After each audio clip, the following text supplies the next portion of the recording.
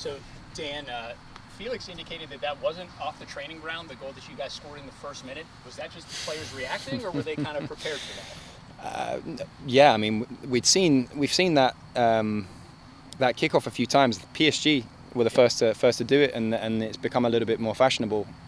So that'll have to go viral, and everyone will stop kicking it off the pitch at the start of the game. So, listen, an unbelievable start. But no, not scripted necessarily. So just a reaction to take the throw in quickly from your guys. That's all it was. Yeah, Bryce picked it up quick, and so obviously Marcus does really well in the hold up to link it to Juan, and Felix is off to the races. So yeah, brilliant transitional goal. So from a strategic point of view, because I know it's kind of in vogue professionally, like why? I guess I don't understand why you would give possession away. Well, I would think that the argument is it's very difficult for the opponent to score from their own throw-in inside their own half or third, and we just created an anomaly, I guess. Okay. Your guys went down 2-1. What did you think of the way that they responded, particularly after halftime? Better. We caused them more problems than they caused us. Obviously, there was some tactical components of where we struggled in the first half that I wasn't pleased with. There were some psychological components of what we struggled with in the first half that I wasn't pleased with either. So a good response. They were made aware at that half time, and we made a couple of different adjustments. Obviously, kind of having Felix and Braden out there to start the half created some threats down the left, and obviously Marcus continued that, and then needing to change Felix towards the end of the game. But I felt for the most part we were the better team for the vast majority of the second half. Dan, you guys have moved Tice up a little bit. It seems he maybe played a little bit of center back, a little bit of fullback. Like, what is his most comfortable position, and is it his versatility that makes him kind of unique and useful? Yeah, I think he's like a Swiss Army knife. He's very, very utilitarian in his capacity to play centre back, right back, left back, and obviously in the six. Again, we're still trying to find what the best fit is in terms of creating our attacking structure, getting our best profiles in their strength in their best positions. So obviously utilising Tice in a way where we move him inside allows Felix to already be high and wide. Allows Braden, when he comes on, to already be high and wide, and obviously they can be dangerous from those positions. I think the nature of what they were able to do in possession in the first half led to a subtle change to that, just to give us a little bit more cover at left back position and consolidate a little bit. But obviously knew that if we could still add Felix to the attack with Braden on that side, that we would cause them some overload issues with the speed down that side, which I thought was reflected well with the start of the second half. Some of the things you were a little concerned with in the first half, the response to scoring so quickly, sometimes I guess that can be a mental challenge, or that their keeper was obviously hot, made some great saves, and maybe frustration and not being able to get a second one.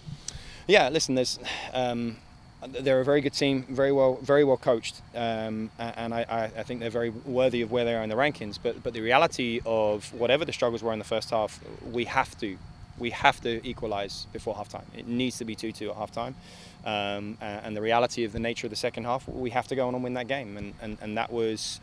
Perhaps a harsh message after the game right now that, yeah, we can be happy that we've come from 2-1 down, but we spent a period of the first half a little defeated, I would say, in terms of mentality and psychology, and a little bit on the back foot, and we needed to be stronger and show more resilience in that moment. And then I've just said to them, look, over the course of 90 minutes, no matter however good I think they are, if you don't think that we were the better team and don't think that we should have or created enough chances to win the game, then you're sadly mistaken. And at what point are we going to start carrying ourselves and believing that we're a top 10 team? And I think that's the biggest message that they got after the game, and the biggest step that we need to take is, there's 8 games of sample. There was last spring against boatloads of top 10, top 15 teams. At what point are we going to start to carry ourselves, deal with adversities in a way where we double down on our resilience, our strength, our communication? And today, sadly, we failed in that moment in the first half, and had a really awkward period that led to them going 2-1 up. Now, can we execute better and take our chances? Yeah, of course. But I want the group to recognise that Gardner Webb's a good team, but we should have got something from the game. Akron's a good team, and we didn't show up for 45 minutes. High Point's a good team, and we've struggled with the adversities of the first half and going 2-1 down. And yet we're still where we are in the country, and we still have good results, and we're still in an unbelievable position to kick on. how much more evidence do they need to start carrying themselves like we're the top 10 program that I keep telling and saying it to everyone that we will be and that we are. So there's a stride that we need to make in terms of belief. That means that we'll show more grit when we suffer than we did today in the first half. We'll show more conviction when we have momentum and come away with a win from a game like today. What did you see in that set piece that Pablo ended up finding the back of the net? Was one of those adjustments to get him more back into his position, more comfortable? Because in the first half, it kind of took him out of the game. First half, we asked him to play underneath, to defend, knowing that their structure and how they were going to build the game. His assignment was to play a little bit deeper and support the midfielders a little bit. But we had a structural breakdown on the right, which led to an overload in the middle, which drew Isaac Shear out, which led to them being able to play entry passes into the forwards without any protection, which was their first goal. So I don't know why that happened necessarily. I don't know why we didn't follow orders in terms of what we had asked them to do, because it wasn't that. And then obviously in the second half, we have Marcus out on the left, which gave us the luxury to put Pablo back through the middle. Good. Thanks, Dan. No worries. Thank you.